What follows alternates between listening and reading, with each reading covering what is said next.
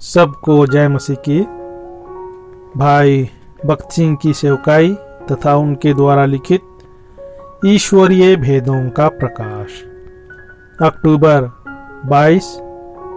आज का वचन, इसलिए तुम अब परमेश्वर के घराने के हो गए। इफिसियों अध्याय 2 पद 19।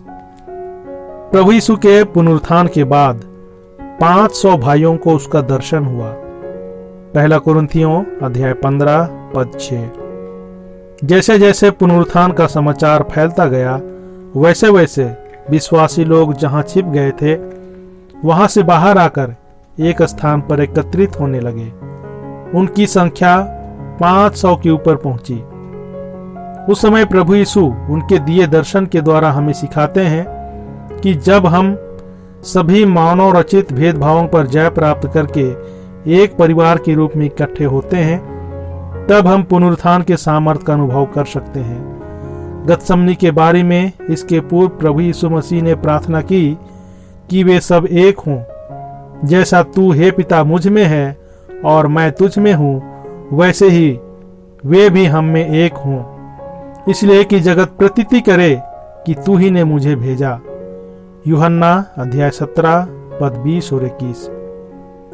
इस अध्याय में प्रभु यीशु मसीह की अति प्रेरणादायक प्रार्थना मिलती दिखाई देती है।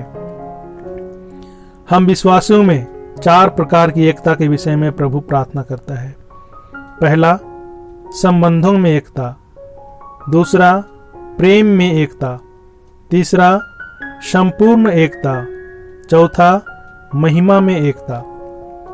राष्ट्रीय, सामाजिक और कुल संबंधी भेदभावों को भूलकर हम एक परिवार के रूप में जैसे जैसे अधिक रहते हैं, वैसे वैसे हम प्रभु के अधिक समीप खींचे जाते हैं। साथ ही साथ प्रभु के साथ और एक दूसरे में जो एकता आती है, वह अधिक दृढ़ विश्वास से पुनरुत्थान के सामर्थ्य को स्वीकार करने में हमारी सहायता करता है।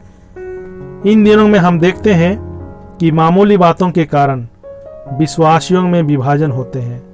परिणाम स्वरूप भारी आत्मिक हानि होती है और कितने ही आत्मिक रीति से दीर्घ काल तक बचपना में ही रहते हैं। जहां जहां विश्वासी लोग प्रभु यीशु मसीह के प्रभुता के नीचे एक दूसरे के प्रति सहनशीलता और सच्चे प्रेम से हो रही सेवा को प्रकट करते हुए एक परिवार के रूप में इकट्ठे होते हैं, वहां वहां आत्मिक वृद्धि, परमेश्वर के वचन की गहरी समझ और परमेश्वर की उपस्थिति को भोगने की शक्ति को देखा जाता है। परमेश्वर के वचन में हम देखते हैं कि जहां जहां प्रारंभिक विश्वासी एक परिवार के रूप में एकत्रित हुए, वहां वहां प्रभु ने गहरी रीति से तथा स्वतंत्रता से कार्य किया। प्रभु आपके साथ रहे और आपको आशीष दे।